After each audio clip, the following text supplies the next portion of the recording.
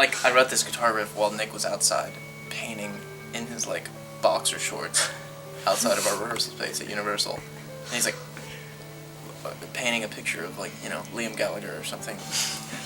Our old bass player lived in our rehearsal space for But, about 6 months, so... But he was outside, and I remember, like, you know, the point where it's the octave up pedal. Yeah. And he, like, came inside, and he was like, what the fuck was that? I don't know, it's kind of cool. Let's keep it. It's important. It was important for us on our first LP to establish that we were a band that wasn't afraid of putting an instrumental at the very beginning of our album. We didn't want anyone to have any confusion as to whether I mean, it sets the tone for the whole album, and I think it establishes a little credibility. I mean, we're a band who's not afraid to stray from the typical 3.5 minute pop song track, and I think we're really proud of it, and I think it makes a really strong statement. It's a lead-off track that, you know, says a lot about who we are.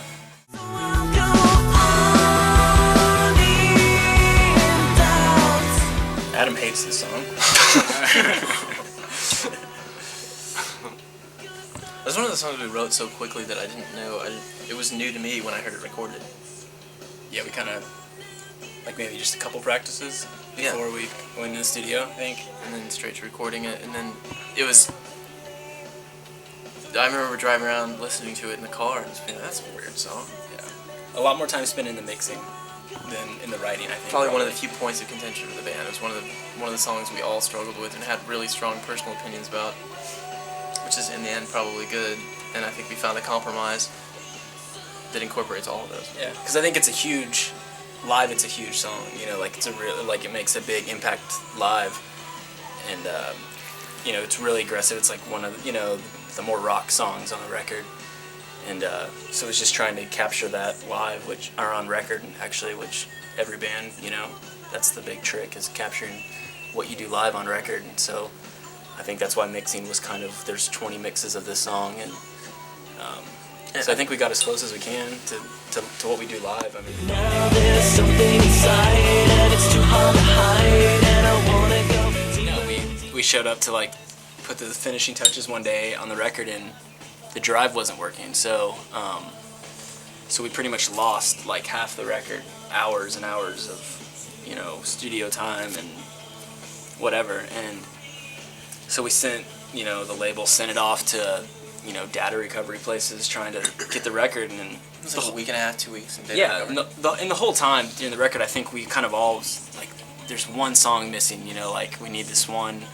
You know, there's, like, the record's awesome, I love all the new songs, but there's just one song missing, you know, and we kind of talked about songs, you know, like, we kind of want this kind of song or whatever, and we didn't have it, and so the week and a half, 2 weeks, while we were waiting to see if they could recover the record, I remember just being up at the practice space, just kind of messing around with, you know, guitar and delay and drum machine, just kind of trying to come up with some kind of, I knew I wanted something kind of loopy, you know, kind of more groove, dance-oriented, and came up with, like, you know, the guitar riff, and just recorded it in our practice space by myself. And then Aaron came in to the practice space I by went up himself. there by myself and heard it, and it was like the first time in the band that I've ever been really like intimidated. I felt like the bar had been set really high, and that we all were gonna really have to deliver in order to make it what it. I knew there was a lot of potential there, but I didn't know if we were good enough individually to really make the most of it.